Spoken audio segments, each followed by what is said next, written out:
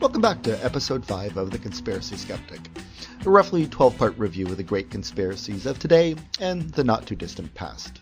I'm your conspiracy skeptic, Karl Mamer.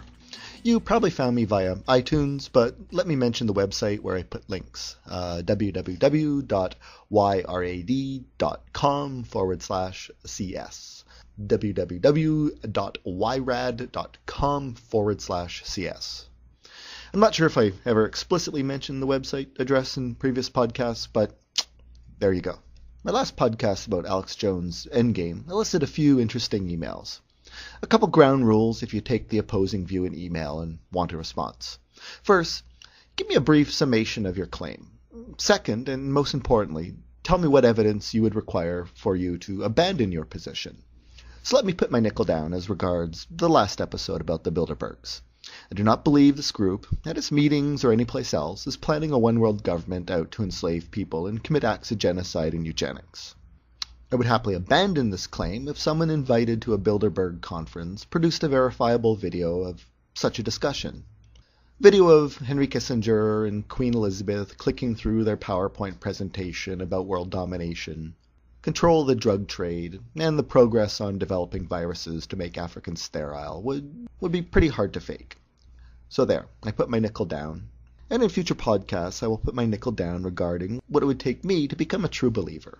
I hope you can do the same. I stress the second requirement because a hallmark of good science and good scholarship is falsification. While I certainly do believe there are true conspiracies, the conspiracies I think are worth being skeptical about and worth mocking are those for which the proponents simply cannot articulate any evidence that would convince them they're wrong. This week's episode is a good case in point, the moon landing hoax. People believe NASA never sent men to the moon and filmed everything on a soundstage. So, up front, what would falsify my belief NASA went to the moon? Well, China is very interested in moon exploration these days. They certainly are no friend to the USA, and they sure would love to claim to be the first, not the second nation to walk on the moon. I foresee a day when moon probes from nations like China, Japan, and India image the moon in enough detail that we should be able to look at the Apollo 11 landing site. If a Chinese probe produced a good resolution photo of Tranquility Base and found no remnants of the Eagle lander, I would be more than happy to sign on with the true believers. I do fear, however, no evidence is ever good enough for the true believers. Imagine a case where we fly the top moon hoax theorist to the moon and show him the Apollo sites. He takes all kinds of photos. He then comes back to Earth and tells the other true believers he was entirely wrong. Would the moon landing hoax die? No.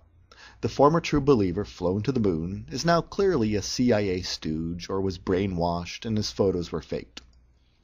More amazingly, there are so many good online sources like Phil Plait's Bad Astronomy site that roundly debunk this conspiracy theory.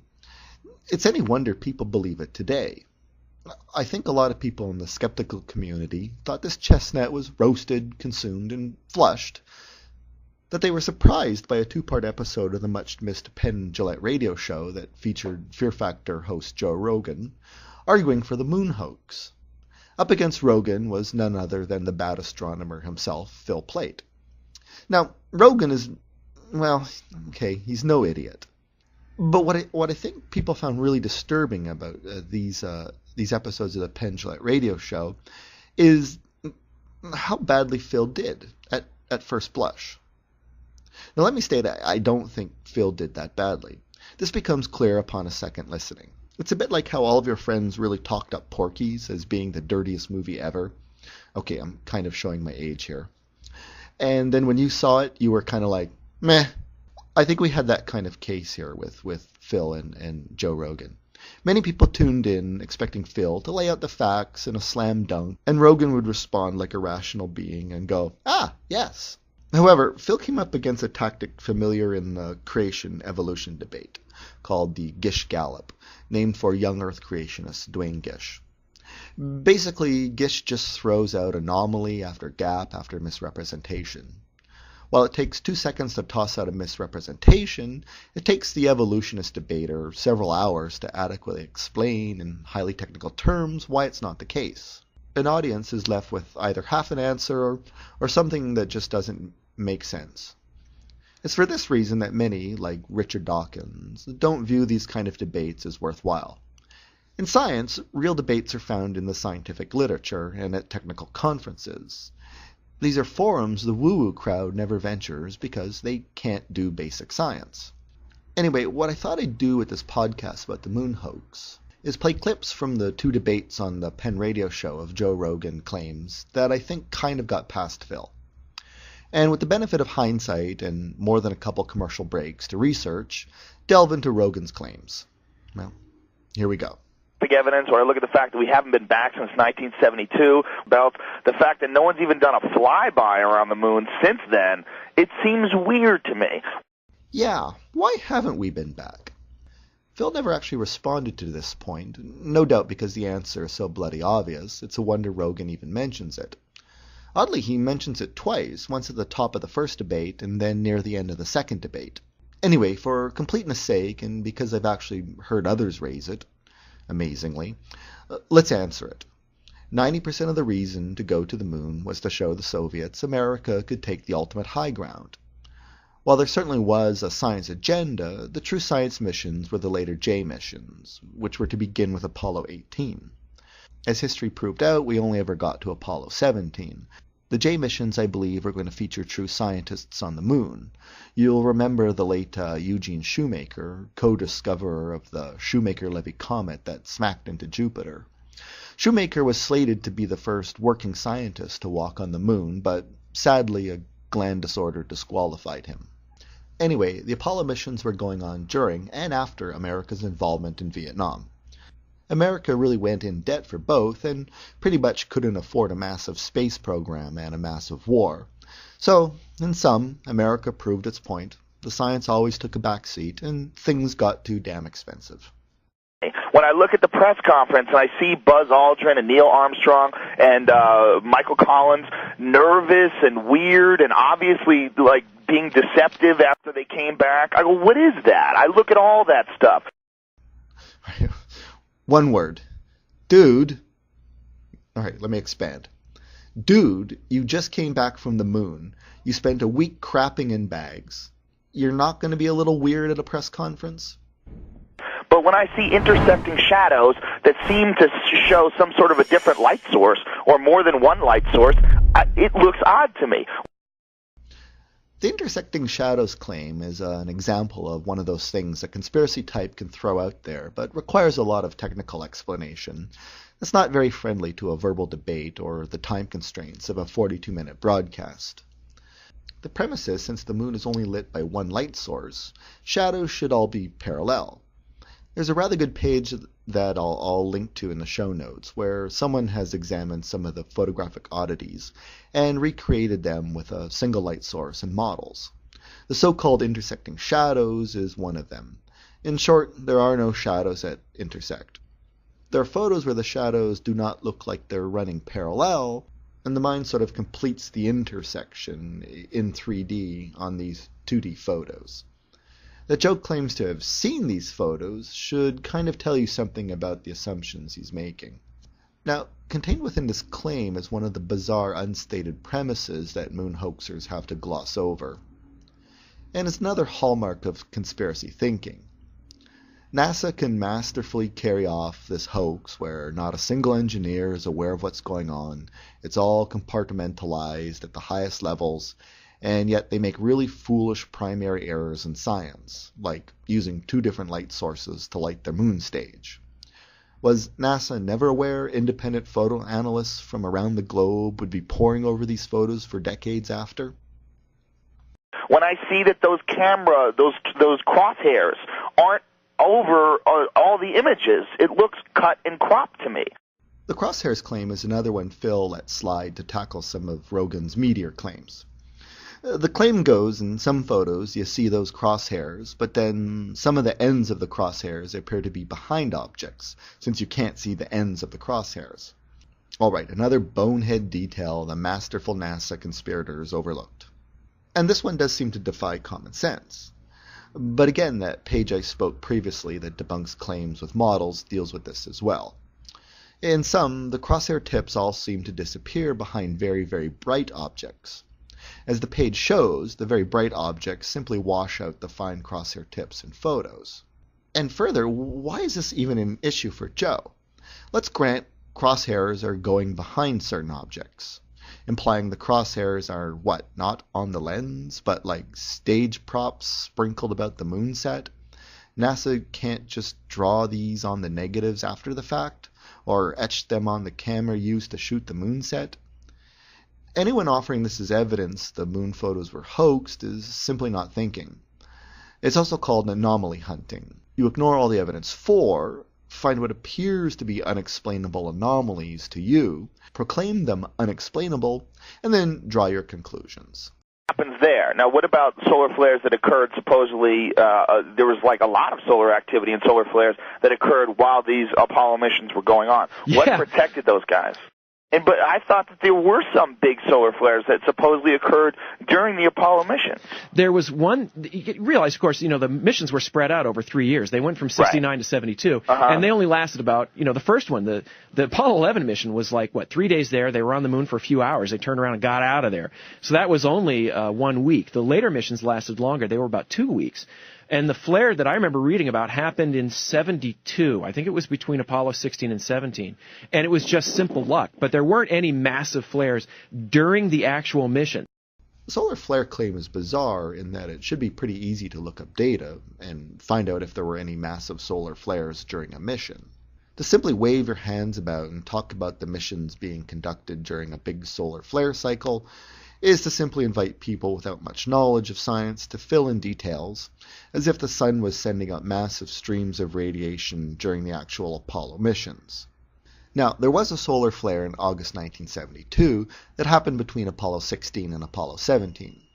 However, assuming astronauts were walking around on the moon during the storm, they would have absorbed 400 rem. Not necessarily deadly. According to the wiki page on radiation poisoning, 400 rem has a 50% chance of death after 30 days. However, if they were in their ship, they would have only been exposed to 35 rems. At the end of the day, the moonwalkers were former test pilots and fighter pilots. They understood taking calculated risks, and they took them. I think the unstated premise behind the solar flare argument is since there was risk, no one would take that risk. And, well, the host of Fear Factor should understand something or another about risk-taking. All right. Now, recently, the Apollo 15 landing site has been spotted. They believe that yeah. You've seen that? Yeah, that was cool. It wasn't. People say this isn't proof we landed on the moon. It's like, well, no, it isn't. But basically, when the Apollo missions landed, they disturbed the dust around them. And there's this mission called Clementine. It was a military mission that orbited the moon and took a lot of pictures. And I'm pretty sure it was a Clementine picture that just shows like a little spot on the moon, but it's right where Apollo 15 was. Now, those of us who know we landed on the moon looked at that and went, "Oh, cool!" And those of us who maybe have their suspicions are like, "Look, it's a smudge on the moon." Yeah, but I'll go either way on that. Here's my question about that. Sure. If there's this big smudge they can see from Clementine, how come when you look at any photos of the lunar module, the lander, there's no blast crater whatsoever? That was like a big point with a lot of the hoax theorists too. The hoax theorists were saying that all the initial images of that NASA had drawn before the Apollo launches all show that there was going to be a big blast crater. There's that famous drawing that what is his name? The guy that does all those old Chesley Bonestell. No, I'm sorry. He's a guy that has those old friendly paintings that you always see of like a guy giving a kid an apple and everyone's smiling. Norman Rockwell. Rockwell. Yeah, Norman Rockwell actually has a painting of an Apollo astronaut climbing out of one of the lunar modules, and he's standing in this gigantic blast crater. But if you look at any of the photographs of the lunar module, there's no blast crater whatsoever. So which one is it? Is there a blast crater from the lunar module, or is there no blast crater? And if there's no blast crater, then how can this Apollo 11 photograph from Clementine show a blast crater when you look at the clear, very clear photographs, the close-ups of the lunar module shows no blast crater whatsoever? Well, I'm going to have to call Norman Rockwell's alma mater and make sure they take away his aeronautical engineering degree. That's Norman a good Rockwell, point. It's all the old photographs from NASA, or all the old drawings from NASA. Before they'd gone to the moon, they weren't sure exactly what it was going to be like. And if you look at Chesley Bonestell's the artist I mentioned, he's the one who really, with Wernher von Braun, popularized this idea idea of going back to the moon. His paintings are totally cool. But when you look at the landscapes that he drew versus the landscapes that are there, they're different. We had this idea of what the moon was going to look like that didn't turn out to be right. And so, you know, in some of these paintings, they show this huge flame coming out of the bottom of the lunar lander as well. Right. But that's not true. There is no big giant flame like that. They used a fuel which didn't make a big flame. You couldn't see it. So the drawings weren't that accurate. Now, when they landed, there was not a blast crater, and this is a big theory. The conspiracy theories, they say there was 10,000 pounds of thrust coming out of the bottom of this thing, and it should have, 5 tons should have blown out this huge hole. Well, yeah, it was 10,000 pounds of thrust at maximum thrust, but in fact, as they were landing, they throttled down. I mean, you don't blast out of your garage at 80 miles an hour. There's no blast crater is the point, but yet this photograph from Clementine supposedly is a blast crater. Right. Well, or I shouldn't say right. I should say yes. That was part of the point you were making. So the thrust wasn't as big, and it was spread out over a big area, so it didn't make a blast crater. What the Apollo 15 landing site image from Clementine is showing is not a blast crater. It's where the dust is disturbed. Clementine was a mission to map out. It had a lot of. It was actually what they call a technology tester. They used a lot of off-the-shelf stuff to make cheap detectors, and they were doing a lot of stuff with it. But one of the things it did, it was mapping out the minerals on the surface of the moon, which is something you need to know if there's going to be something you need when you're going to go back, like supply of oxygen or titanium or whatever. So they did this mineralogical map. I am a scientist, not a linguist, and I have a hard time with some big words. But it did that, and so what it's actually mapping is a disturbance in the surface, not really a crater. So you can imagine you could go out to let's use the baseball diamond analogy again. You go to the infield, you can run your hand over the dust and make a disturbance in the dust without making a crater. That's what was seen. It's just where the dust was pushed away. I'm looking at the photograph. I've seen the photo, but it's a very, very big disturbance. Now, when you look at the sites, though, and you look at under the lunar module, you see nothing. You see no disturbance whatsoever. So which one is it? Is it a big disturbance or is it no disturbance?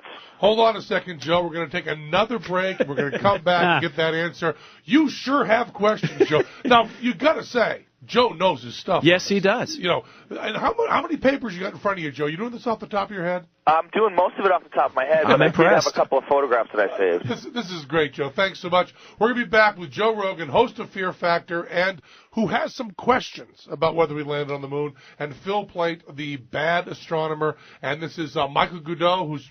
Well, how did they find the spot? It doesn't make sense to me. Well, we know where they landed. I mean, I know that we know where they landed, but we have very clear photographic evidence of the lunar module sitting on the surface of the moon with no disturbance. Yet you can see this somehow or another, this invisible disturbance from space 20 years later. That seems a little weird. No. I'm not saying that there's no disturbance on the surface. I'm saying there's no blast crater. The dust was removed from that spot. Yeah, but the dust is underneath the lunar module. It looks so like what am I nothing missing? happened. Okay, when he keeps asking over and over again. Okay, what I'm not hearing. I don't know Let's why, all get into this. Yeah. Come on. I don't know why me restating it will help, because he said it okay.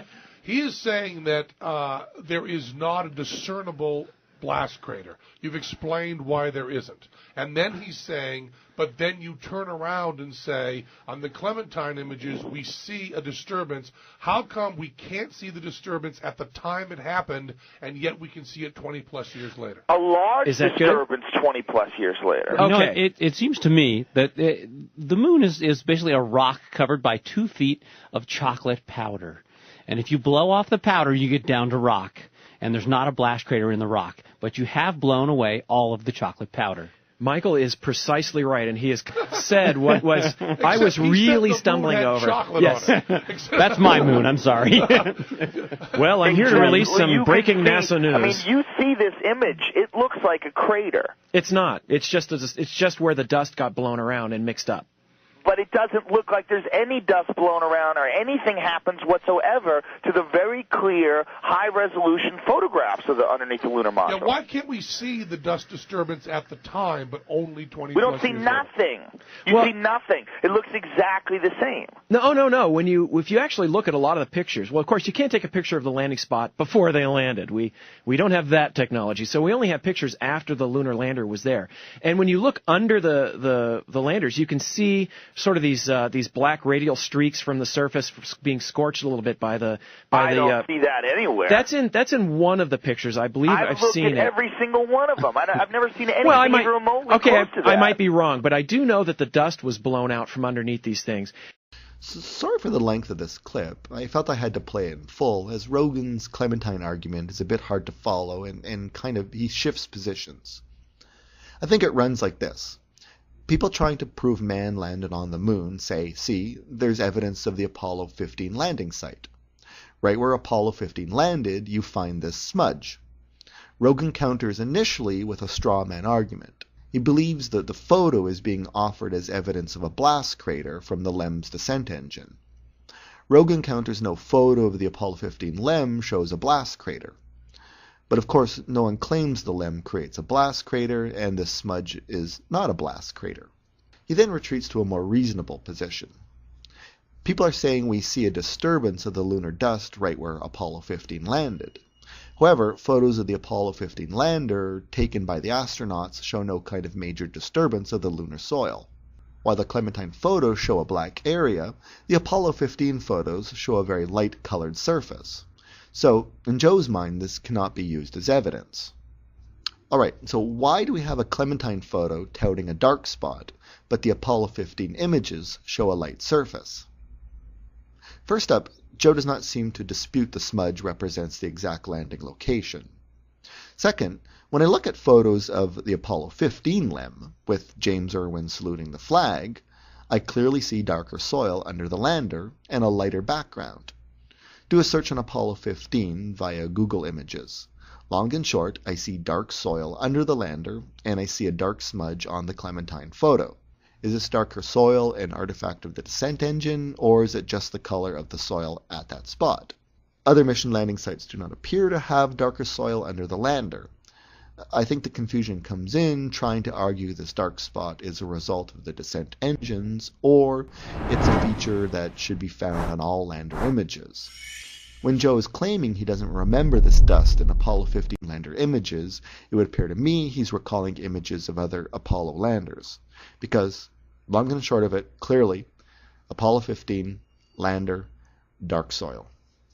In fact, if you speed up the video on the Apollo astronauts, to me it does not look real. It looks like they're moving at the correct speed, things falling at the correct speed, but if you look at their arms and their legs, it looks like they're moving really quickly. No, it doesn't. I've seen the video of them doing it at double speed. When they talk about them walking on the surface of the moon, that the 1/6 gravity made them move slower, but what it really was, like the hoax people think that it's half speed, that if you speed it up double, it looks like they're moving around normal speed. Their arms don't look like they're moving fast at all. It looks like they're moving like a guy in a spacesuit in Earth gravity, just kind of hopping around on the surface of dirt. It looks like the same exact gravity. Well, I'm just going to have to agree to disagree with you here, because I've seen that video, and if you speed up the I've stuff seen that video hundreds of times obsessively. So have I, in fact, because I've been debunking guys like you, so I have to do this. They don't look like their arms are moving fast at all. Oh, You can check this yourself out at YouTube. Search on astronauts 2x speed.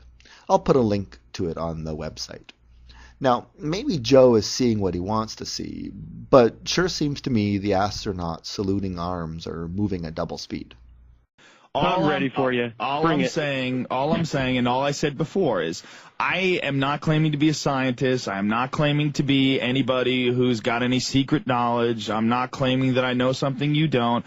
All I'm saying is I'm not afraid of looking ridiculous, and I think a lot of people are. And I think when you look at all this evidence, a lot of people look at it and they go, well, of course we landed on the moon, and they don't want to look any further, and they stop right there. What I'm saying is the more I look at stuff, the more I see inconsistencies. I see all kinds of weird behavior from the astronauts. I see all sorts of weird photographic anomalies. I saw all sorts of weird stuff with radiation. There's a lot of weird stuff. And one of the reasons why I wanted to come on the radio with you is because I wanted to be able to ask someone about these things, because all I'm getting is what I'm getting online. And I know you run a debunking website, right? In the second installment of the debate, Joe takes the classic, I'm not saying there's a conspiracy, I'm just asking questions position. See, he's not a conspiracy loon. Oh no, he's just a guy who has looked beyond the coffee table books. He's just a guy that's, noticed some odd things, and he just wants someone to help him figure things out. Yeah, right. You'll meet this classic conspiracy theorist out on the internet, mostly among the 9/11 types. They never quite want to put their nickel down, which ends up meaning you find yourself debating with an ever-moving goalpost. It's best, when debating these types, to get them to put their nickel down. What is the conspiracy exactly? Do you believe the evidence best supports the made it happen or the let it happen hypothesis? Likewise, the moon hoax proponents can shift the goalpost a bit. They might say, well, Apollo 11 was a hoax, but I think we got there in later missions. But given Joe is skeptical about the Apollo 15 landing site, I would have to assume he doesn't think we ever went to the moon. Anyway, my only real comment here is just watch for this. I'm just an open-minded guy trying to look at the data with a fresh perspective type. And don't let your opponent take refuge in it. All right, can I stop you right there for a second? Yeah, sure. Let's go. That. First of all, Wernher von Braun went to Antarctica in 1967 in the height of the moon race and collected moon rocks from Antarctica. Isn't that true? Like hundreds of pounds. I have heard. There's photographs of him. There's videos of him there. There's moon rocks that they brought back. There's video of them carrying stuff back. He went in 1967, 2 years before Apollo. I have not seen the documentation for this, and I've looked around, but I haven't. You haven't seen the photograghs of him in Antarctica? You haven't seen? I mean, that's very clear. That's all over the place. Are they online? I can look that up. Absolutely. I can't believe you don't know that. You don't. Well, you haven't heard that argument that Wernher von Braun was in Antarctica? Why would he go to Antarctica in the middle of the most heated technological race in human history, and he's at the helm of it for the United States of America, and he's going to Antarctica and he's bringing back rocks? I've heard this story too, but I've honestly I have not found a lot of stuff about this. And that's ridiculous. It's all over the internet. It's all over everywhere. It's been documented. I've seen it in videos. All over the No, not conspiracy sites. It's all over legitimate sites. I've seen it on a bunch of different sites. It's documented. This one I think Phil spent a bit too much time on and didn't seem to have an adequate explanation for. A website called clavius.org has a good debunking of this claim. Before I get into it, let me just suggest, why wouldn't von Braun go to Antarctica? I mean, think about it. If you're going to spend the next decade in Florida, wouldn't you jump at a chance to take a working holiday someplace entirely unlike Florida? In 1968, when von Braun went, Antarctica wasn't exactly accessible by tourists, unlike today. It was a rare few who set foot on that continent. Von Braun saw an opportunity to go someplace few people would ever go. And if I can totally talk out of my ass for a second, von Braun was a Nazi. Antarctica and hollow Earth ideas swirled around in a lot of Nazi mythology. Who knows what von Braun was exposed to regarding Antarctica, and what might have motivated him to see it for himself. I'm not suggesting, of course, von Braun believed in a hollow Earth. I'm just suggesting, to stay in power, von Braun might have had to be able to yap a lot about Antarctica to the Nazi brass. So, he may have just developed an interest. Anyway, about Clavius.org's problems with Rogan's claim. According to Clavius, the Apollo missions brought back 850 pounds of rocks. Geologists in the last 4 decades have only managed to unearth 19 moon rocks from the Antarctica. Does Joe really think NASA was able to haul back 850 pounds in the space of a couple years, when the best geologists can't find more than 19 rocks in 40 years? Yeah, right, Joe.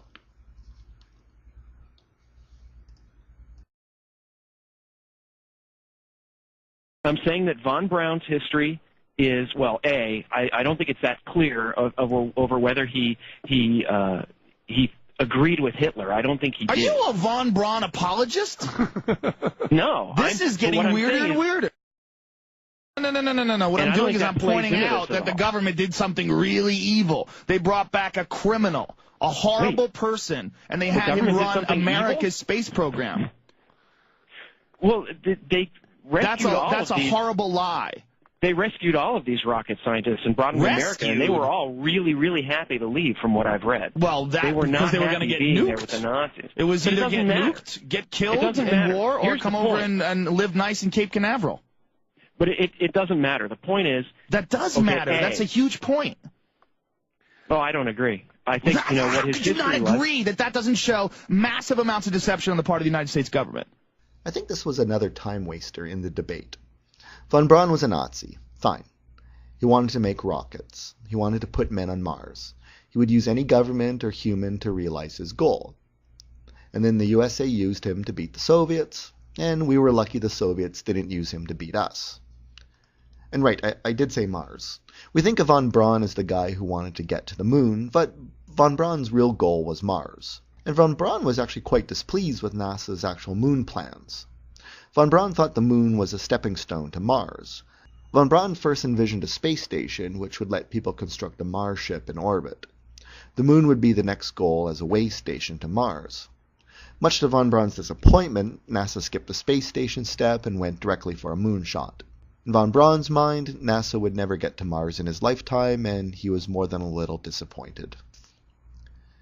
It just really seems hard to believe a guy who did whatever it took to realize his goal, join the Nazis, use slave labor, string up the slowest worker of the day, whatever Rogan's claiming, would just sign on to a big hoax.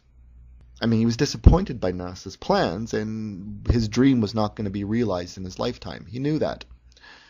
Wouldn't he blow the whistle? There's also some debate about the American government hiding von Braun's Nazi past from the American people. Phil, I think, was right. It wasn't hidden, but the government didn't exactly imprint it on his business cards. However, the idea that his Nazi past was buried during the space race doesn't hold up to the facts. First, Kubrick's Nazi-saluting mad scientist, Dr. Strangelove, is generally considered a direct parody of von Braun. Pretty odd that this was so secret that in 1964 von Braun was something of an icon. Second, you'll recall all those post-Sputnik American rockets that blew up on the launch pad. Those weren't von Braun rockets. Von Braun was working for the Army. His rocket, the Redstone Jupiter C, was ready to go. But Eisenhower decided to let the Navy's Vanguard have a chance. The Vanguard, you see, was an all-American project, not the product of former Nazis. So clearly, even in the 1950s, von Braun's history as a Nazi was well known. Is how do you shut all those people up? And what bothers you about that argument, Joe? Well, it is a very compelling argument. What bothers me about it is that I know that in government and especially in something as huge as NASA, things are very compartmentalized. You're not privy to all the information about the entire project that you're working on. You are given information on a need-to-know basis. If it is your job to design O-rings, you are designing O-rings. You don't get the data and the blueprints for the entire Saturn V rocket setup. You don't get all that information. The very people at the very top of the food chain knew about it. And isn't it a little odd that a couple days before Apollo 11 launched, the head of NASA resigned? Footages. And you're talking about some grainy, low-resolution stuff. That's all we have access to. How many people really did have to know? I don't know. But I think a few. I mean, it would have to be a couple dozen. It would have to be the people at the very top. Would they be able to keep their mouth shut? I don't know. Joe, a TV guy, suddenly is an expert on how private companies like Boeing, North American, and Grumman designed and built the Saturn V and lander. Joe is completely pulling this stuff out of his ass. Joe needs to read a book called Angle of Attack by Mike Gray, which tells the story of the Apollo project from the perspective of the engineers. These guys were not in any way compartmentalized. North American, the company that designed the P-51 Mustang fighter, built the space capsule. Boeing built the first stage. Anything North American added to the capsule had to be checked with Boeing. Any weight added to the capsule meant proportionally more fuel in the first stage. Everybody had to talk to everybody else. You simply can't design and build a Saturn V rocket via Joe's conspiracy-friendly method. Remember, these engineers mostly spent their lives building war machines in the 40s and 50s. When the moon project came along, these guys were mind-blowingly happy to be working on something for the betterment of mankind. If they thought for a second they were working on a sham project, they would have gone totally ballistic. Ballistic, is that a pun? I don't know. So, just let me say it again. Joe doesn't have a clue what he's talking about, and he's utterly pulling crap out of his ass to fit his bias. This is from the guy you'll remember who claims he's just, looking for information with an open mind. You know, I go back and forth on what people are capable of, and then I go back and forth on what people are capable of in government. Look, there's got to be a ton of people at the very top of the CFR, at the very top of the world banking, that know what's going on with globalization, that know what's going on with, you know, the push by these banks for one gigantic global government so they can control everything. I mean, that's an absolute fact that that's all going on right now. How many people know about that, and how many people are blowing the whistle? Very few. So if they can keep their mouth shut about that, they can keep their mouth shut about anything. If it's just a few dozen people, I don't know. I don't know how many people it is. And these people would think that it would be a patriotic thing to do. You're talking about the height of the Cold War. You're talking about the Red Scare. We're afraid of Russia. There was this big thing. We want to show technological superiority over the Russians, over the Soviets. So it's possible that they would do this and think that they were being patriotic doing it. And yet the next day there was an article in the Russian newspaper that said Americans walk on the moon. And the Russians never doubted it. I don't know. I don't know whether or not our wars with other countries, whether or not our propaganda, whether or not these arguments are all real, or whether it's the puppet on the left and the puppet on the right. I don't know who's at the helm of all this stuff. I don't know how it all works. I don't. But when I look at this whole gigantic picture, it smells. Here Joe kind of lays it out on the table. Because there are no low-level whistleblowers, the secret goes higher. And because the Soviets never blew the whistle, well, the moon hoax is just one facet of a massive one-world government conspiracy. I direct you to my last podcast on that topic. It's amazing, no? That Joe can see through the looking glass, expose it all on CBS radio, and yet the CFR, Bilderberg's own media complex, still employs him. Anyway, this is classic conspiracy thinking. Not the thinking of a man who self-proclaims he's just approaching this as an inquisitive, open-minded individual. When it suggested the USA's mortal enemy, the Soviet Union, would have easily blown the whistle or cast doubt, instead of Joe going, okay, that's reasonable, let me take that under advisement, Joe simply counters, well then, the Soviets must be part of the plot too. It's a bit like those overzealous prosecutors that find out 10 years later DNA evidence has exonerated the guy they put away.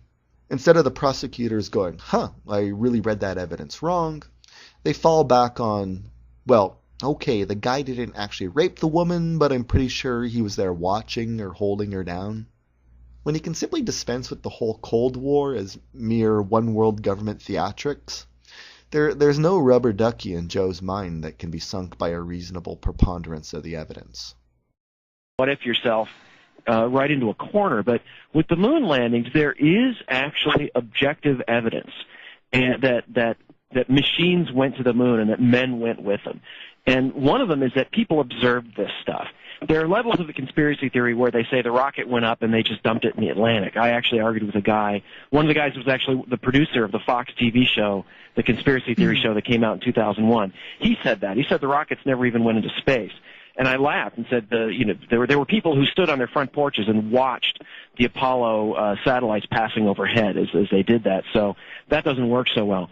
But in fact, these Apollo missions, like Apollo 8, as they went to the moon, they were tracked by ground-based telescopes. If you go on the web and look up Apollo 8 fuel dump, you will actually find pictures of these taken through telescopes. Mm-hmm. Ham radio operators were actually able to track these missions to the moon.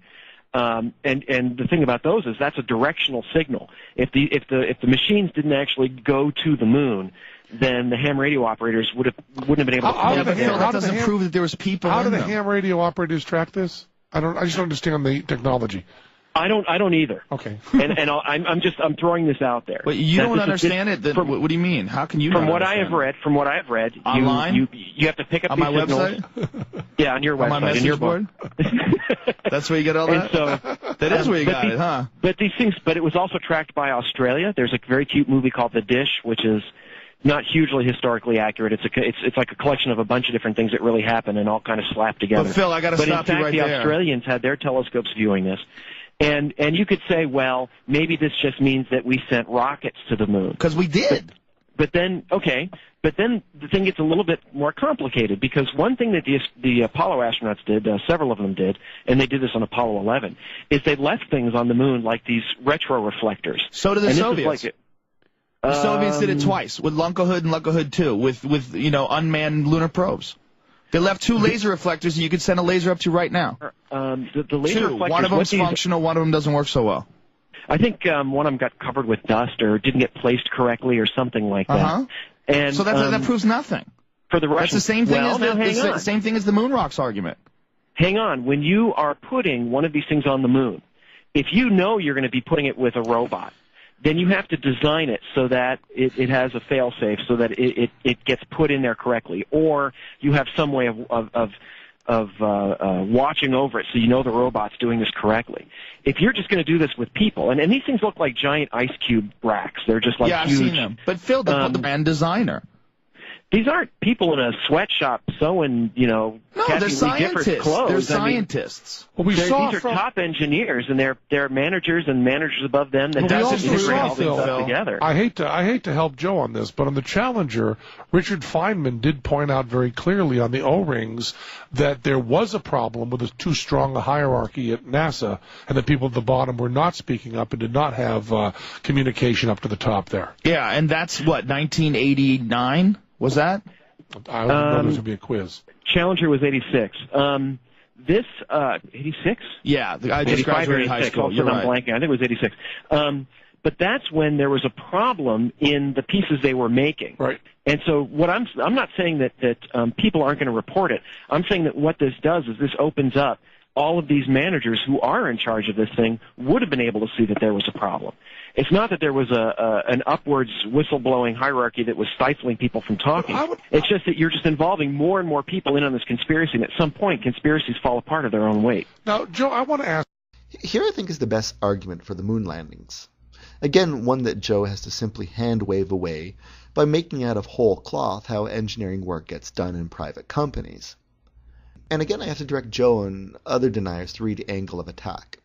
Read it and then come back and tell me that the whole engineering and design aspect could be so highly compartmentalized as to cloak the single most complex human mission ever from the very people making the damn things. There are laser reflectors on the moon. They were either placed there by robots or by humans. If they were intended to be placed by humans, and the engineers were being called on to design an automated system for something they're going to place by hand, they would simply know this. There's no way around that. Not one engineer has ever come forward going, hey, I designed a robot laser reflector that never seemed to get used. Or, hey, I designed that Apollo laser reflector, but oddly I had to design it as if a robot would place it. They don't have the telemetry data from the Apollo 11. Isn't that like the most important data? Isn't that like the most important thing? A huge technological achievement. They landed a man on the moon, brought him back, and they're missing the telemetry data? 14,000 something reels? They're missing a lot of that stuff was not because you can't fake it. You can't fake the telemetry data. Okay, Joe says clearly you can't fake the telemetry data. Let me play that again. Because you can't fake it. You can't fake the telemetry data. You can't fake the telemetry data. So this is why the Apollo 11 data was lost. But wait, don't we have the telemetry data from Apollo 12, 14, 15, 16, 17? And let's throw in 13 for good luck. Since that can't be faked, as Joe maintains, does Joe then accept this as evidence? One of the things that's most irritating about this conspiracy theory for someone like me is that a lot of this stuff is really subtle and complicated. And 14,000 reels of telemetry data for the most technological achievement in human history that's not stored in the Smithsonian Institute, it's not stored in NASA Vault, it's not labeled, it's not under lock and key, it's not in a gold vault. There's nothing weird about that. I can't say anything about 14,000 reels. I don't know the number, and so yeah, it's like 13,000 or 14,000. I forget. I know Either that way, a lot of the it's original, more than 100, which is crazy. Has been lost. You've lost more. If you lost more than 100 of the telemetry data, that's insane. A lot of the stuff was owned by contractors. It was shelved. They weren't paid to store it, and it went NASA. away. It's NASA. NASA lost it. This is the hard footage. NASA is not just NASA. NASA is civil servants. NASA is 10 different contractors. There was Northrop Grumman. There was North American. Nice. Yeah, Grumman lost all their stuff. So did Boeing. They lost all their information too on the moon buggy, on the lunar module. They lost all that stuff. This is how convenient. It's another argument brought up by conspiracy theorists. Not to me. Each one of these missions, each one of these lunar landers was different. It's not like they designed a car and then just cranked them out. They had an overall design, and then each one was different. Each one they had to note all of these changes and everything. It was all done on paper. Right. It's pretty clear Joe has never worked in a large high-tech company. But I think anyone would not be surprised stuff goes missing. I'm still the hell wondering where those Photoshop manuals went back in 1998. You think that temp walked with them? I don't know. Anyway, people quit. People aren't sure it's their job to archive stuff. They think someone else has that job. There's the famous maxim, don't blame on malevolence, which can adequately be explained by incompetence. And Boeing and Grumman lost their plans? Really? Well, there is an urban legend that Boeing destroyed the Saturn V plans. Fact is, the plans still exist on microfilm at the Marshall Space Flight Center. Here, let me quote a Space.com article on this issue. Paul Shawcross from NASA's Office of Inspector General came to the agency's defense in comments published on CCNet, a scholarly electronic newsletter covering the threat of asteroids and comets. Shawcross said the Saturn V blueprints are held at the Marshall Space Flight Center on microfilm. Quote, there's no point in even contemplating trying to build a Saturn V. The real problem is the hundreds of thousands of parts that are simply not manufactured anymore. The Federal Archives in East Point, Georgia also has 2,900 cubic feet of Saturn documents, he said. Rocketdyne has in its archives dozens of volumes from its knowledge retention program. This effort was initiated in the late 1960s to document every facet of F-1 and J-2 engine production to assist in any future restarts. One can also go to a website, space1.com, and find all sorts of online and offline blueprints, manuals, and bits of hardware. If the moon landings were a hoax, why, for example, are there surplus lithium hydroxide canisters floating around? These are the CO2 scrubbers that played a starring role in Apollo 13. If I was running things, okay, put the EFI word is probably better. If I was running, they were doing some tests, and the communication systems weren't working right because these guys were working day in and day out, and it wasn't working right. And he got really frustrated, and he hung a lemon in there, and he was actually yelling something about how are we supposed to get to the moon if we can't talk between two buildings? Right now, if they're willing to kill Gus Grisham, I'm not saying they did. If they are willing to kill Gus Grisham, would they not kill the guy with the big mouth who designs the O-rings? Of course they would. If they're going to kill Gus Grissom and Chaffee and White as well, are they going to do it in the most publicly humiliating way that they possibly could, which almost destroyed the Apollo program and made NASA look really, really bad? Or, 2 years later, they were on the moon. Would they have thrown a toaster in his bathtub? It didn't even set them off for a hitch. 2 years later, they were on the moon. They showed that they could do it. They showed that if you're going to kill a guy and you're going to kill him inside the lunar module on the launch pad, that's going to show who did it. The Apollo 1 fire was a crippling blow to NASA. It ground the program to a halt for months and months where they couldn't get any work done. How can you say that when 24 months later they were on the moon? I think he just conceded defeat there. 67? Who, me? No. Joe just said 2 years later they were on the moon. But were you saying that 2 years later they were on the moon? I think we're done. Cue the music. Not that easy, bitch. Because the tests that they were doing, you got to realize that the hardware was already pretty close to being finished. Now they did have to redesign the hatch, and they did have to redesign a lot of the stuff, and that slowed things down. But they were still able to put all this stuff together. And it doesn't make sense that they would kill him in such a public way. Okay, you throw a toaster in the guy's bathtub. Well, I disagree entirely. I disagree entirely. They shot Kennedy in the middle of the street. I disagree entirely. I see. I think we may be done here. We know we're not done here. I do want to get back to James Webb here for a second. James Webb was the head of NASA. He was the NASA administrator, like the way Mike Griffin is now. Now, he did not resign days before Apollo 11. When did he actually resigned? I looked it up in September of 1968. So it was almost an entire year before Apollo 11. Now, this was right before. Is that true? Because I read online that he resigned days before. Well, yeah, it depends on where you read. You know, you could read conspiracy sites, you can read stuff that's based in reality. So you got to do that too. Well, no. I have gone way out of my way to read only pro-NASA sites that I didn't get any BS. Well, let's see here. James Webb NASA retired. Here we go. Another example of how if something doesn't quite make sense, say killing Gus in a very public way, one that might jeopardize the gravy train, Joe needs to widen the conspiracy. Also, most of the astronauts were speed freaks, by which I mean they drove sports cars and flew high-performance jets to keep up their flying skills. If you wanted to silence an astronaut, there's an easier way to do it. Indeed, a couple of the early pilots training for the Apollo missions were killed in accidents. Edward Givens was killed in a car accident in 1967.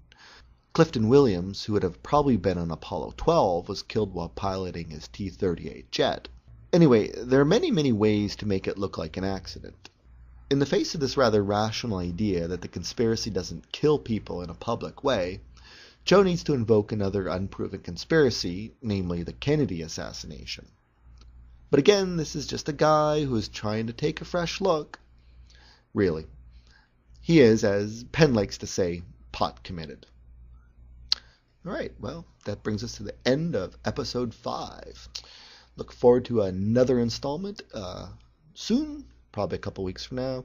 I believe probably the next podcast I'm going to do will be on the Federal Reserve banking system. Sounds exciting? Yeah. Got to do some research. Bye-bye.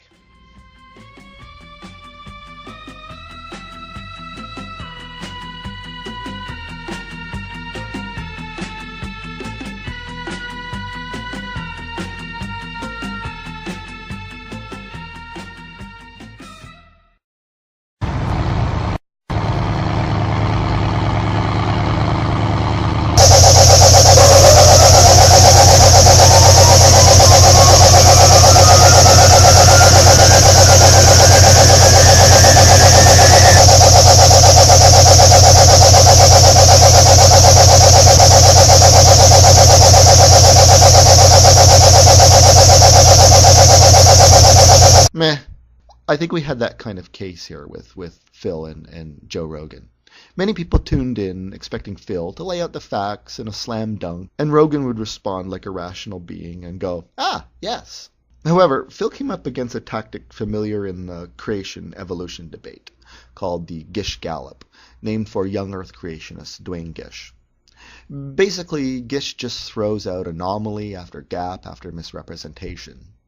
While it takes 2 seconds to toss out a misrepresentation, it takes the evolutionist debater several hours to adequately explain in highly technical terms why it's not the case.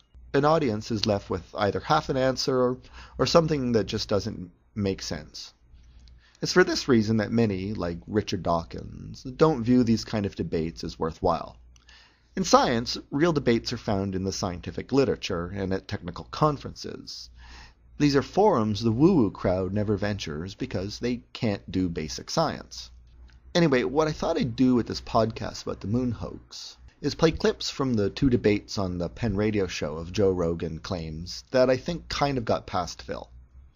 And with the benefit of hindsight and more than a couple commercial breaks to research, delve into Rogan's claims. Well, here we go. Evidence, or I look at the fact that we haven't been back since 1972, about the fact that no one's even done a flyby around the moon since then, it seems weird to me. Yeah, why haven't we been back?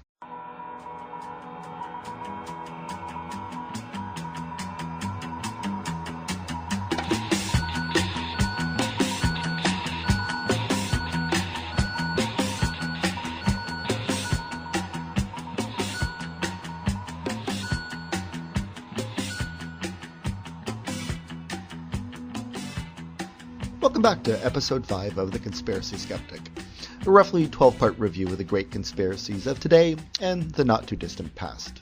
I'm your conspiracy skeptic, Karl Mamer. You probably found me via iTunes, but let me mention the website where I put links, www.yrad.com/cs, www.yrad.com/cs. I'm not sure if I ever explicitly mentioned the website address in previous podcasts, but there you go. My last podcast about Alex Jones' Endgame elicited a few interesting emails. A couple ground rules if you take the opposing view in email and want a response. First, give me a brief summation of your claim. Second, and most importantly, tell me what evidence you would require for you to abandon your position. So let me put my nickel down as regards the last episode about the Bilderbergs. I do not believe this group, at its meetings or anyplace else, is planning a one-world government out to enslave people and commit acts of genocide and eugenics. I would happily abandon this claim if someone invited to a Bilderberg conference produced a verifiable... I do fear, however, no evidence is ever good enough for the true believers. Imagine a case where we fly the top moon hoax theorist to the moon and show him the Apollo sites. He takes all kinds of photos. He then comes back to Earth and tells the other true believers he was entirely wrong. Would the moon landing hoax die? No. The former true believer flown to the moon is now clearly a CIA stooge or was brainwashed and his photos were faked. More amazingly, there are so many good online sources like Phil Plait's Bad Astronomy site that roundly debunk this conspiracy theory. It's any wonder people believe it today. I think a lot of people in the skeptical community thought this chestnut was roasted, consumed, and flushed, that they were surprised by a two-part episode of the much-missed Penn Jillette radio show that featured Fear Factor host Joe Rogan arguing for the moon hoax. Up against Rogan was none other than the bad astronomer himself, Phil Plait. Now, Rogan is, well, okay, he's no idiot. But what I think people found really disturbing about these episodes of the Penn Jillette radio show is how badly Phil did at first blush. Now let me state I don't think Phil did that badly. This becomes clear upon a second listening. It's a bit like how all of your friends really talked up Porky's as being the dirtiest movie ever. Okay, I'm kind of showing my age here. And then when you saw it, you were kind of like, video of such a discussion. Video of Henry Kissinger and Queen Elizabeth clicking through their PowerPoint presentation about world domination, control of the drug trade, and the progress on developing viruses to make Africans sterile would be pretty hard to fake. So there, I put my nickel down. And in future podcasts, I will put my nickel down regarding what it would take me to become a true believer. I hope you can do the same. I stress the second requirement because a hallmark of good science and good scholarship is falsification. While I certainly do believe there are true conspiracies, the conspiracies I think are worth being skeptical about and worth mocking are those for which the proponents simply cannot articulate any evidence that would convince them they're wrong. This week's episode is a good case in point, the moon landing hoax. People believe NASA never sent men to the moon and filmed everything on a soundstage. So, up front, what would falsify my belief NASA went to the moon? Well, China is very interested in moon exploration these days. They certainly are no friend to the USA, and they sure would love to claim to be the first, not the second nation to walk on the moon. I foresee a day when moon probes from nations like China, Japan, and India image the moon in enough detail that we should be able to look at the Apollo 11 landing site.